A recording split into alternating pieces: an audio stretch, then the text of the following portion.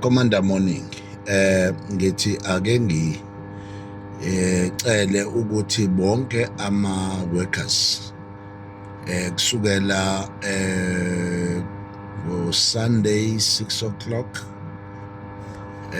ngo-6 April not o'clock sizobe sise-Pietermaritzburg lapha siyosebenza khona.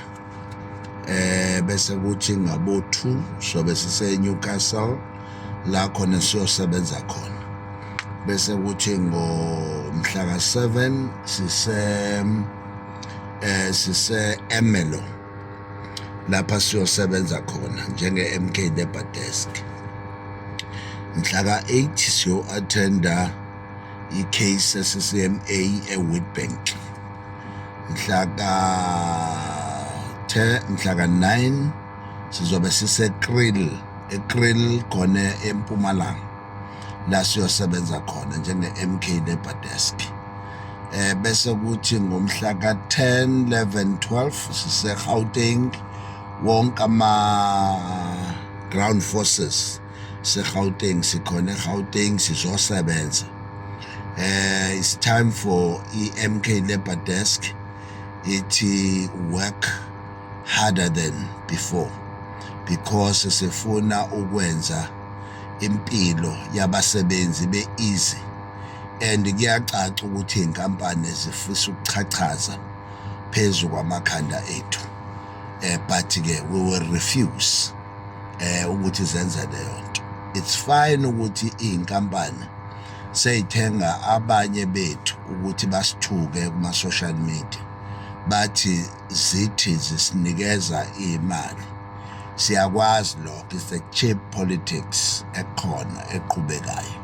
Uma kukhona inkampani ethi ithathelwe imali yithi njengabasebenzi baka-Sanfosao be-MK Labour Desk, ngiyanikeza ithuba, ngiyanikeza futhi igunya ukuthi go and investigate. Uyitshene nje leyo nkampani ukuthi please nginikeze i-proof yalento engifuna ukuyimemeza kuma-social media. Thina siqondile nje siqondile nje and sibalwela abasebenzi ngendlela eqondile nje engenawo ama-favor omqashi. Sifuna abasebenzi bathole okungokwabo. And siyaphinda futhi siyaxwayisa ukuthi sekunenqwaba ye-MK Labour Desk evunguzayo emphakathini ethatha imali enye ishushisa abantu abasebenzi ngendlela engesiyo. Ngiyacela ukuthi umuntu oyi-Labour Desk mverify. Please phone me. Umuzwa umuntu ethi uyi-Labour Desk, phone me. I'll tell you abantu abayi-Labour Desk, I'll tell you abantu abaqondile ongakwazi ukuthi usebenze nabo. There is a lot now abasebebamba inkunzi ngegama le-MK Labour Desk. Siyayiqhelelanisa nalokho.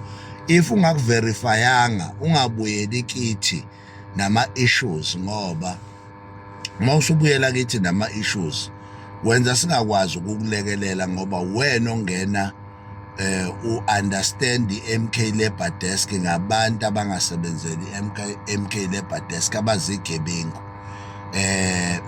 Well, ngifuna ukusho lokho because ngiyathinteka mase ngibona abantu sebethi abasizakalanga beza kwi-MK Labour Desk abangasizakala. Yebo, bakhona abantu abangasizakali kwi-MK Labour Desk.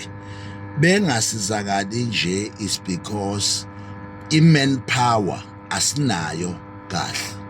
Sengisho lokuleke yangempela i-MK Labour Desk. Kuye kwenzeka ukuthola ukuthi awusizakala kodwa ungapheli amandla.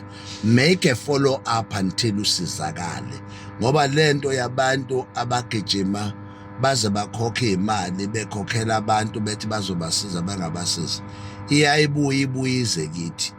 Thina sine-union oyikhokhelayo mangabe sizokusebenzela, futhi nayo leyo union isisiza ngokuthi sikwazi ukugibela sifike kuwe, sikwazi ukukumela, sikwazi ukwenza i-correspondence, sikwazi ukwenza yonke into, kodwa hhayi ukuthi nje uzosigibezela ukuthi sizokusiza. Ukukusiza sizokusiza through the union ngoba senzela yona i-corruption. Sekunabantu abaqoliwe o-6,000 o-4,000 o-8,000 kuthiwa bezosizwa, abanye bagcina bengafikile. We are not such lousy people. I respect my name. I respect umbutho engusevayo womkhonto. I respect i-MK Labour Desk. I respect i-Sanfosao okuyi-union njengamanje ekuyiyona esibambe ngesandla ukusebenza wonke lo msebenzi esiwusebenza. Uma uthola nje ifomu elithi Sanfosao, lelo fomu lincikene noMapholoba lokhulumayo ukuze ungabibikho umuntu okwenza i-corruption through lelo forms. Uverify. My number is 0719784717. WhatsApp 060-950-5029. Uyakwazi ukufinyelela kimi noma ngabe kuthiwa ungitholanga ngefoni, but sebenzisa uWhatsApp uzongithola. Sengikhathele ama-complaints abantu abadlala ngabantu bathinte negama le-MK Labour Desk. No, MK Labour Desk iholwa uNgcobo, uye lo ome phambi kwenu. Akekho omunye umholi okhona ngaphandle kwalo okuyena olwela abasebenzi. Sikuyeke ukuthi abantu bayayithanda izinto bengakwazi ukuzenza. So but mina ngikhuluma as umholi we-MK Labour Desk, and nomsholozi knows about i-MK Labour Desk ngami. Bese ke singena ku-RAF2 okuyiyena engu-Secretary General kuwo.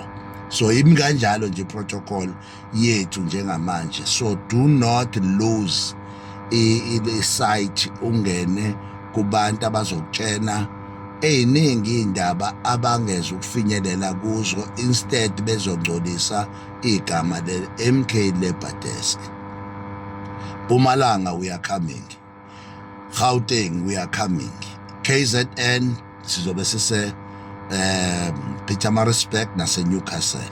Siyasebenza, sikhulula umuntu omnyama, senza okushiwo umsholozi ukuthi MK iphatha izophatha ukukhulula umuntu. Sizokhulula umuntu egqilazweni abaqashi abanga-understandi i-unfair labor practice, abanga-understandi i-unfair dismissal. Siyabonga kakhulu-ke, qhubeke njalo sibambe.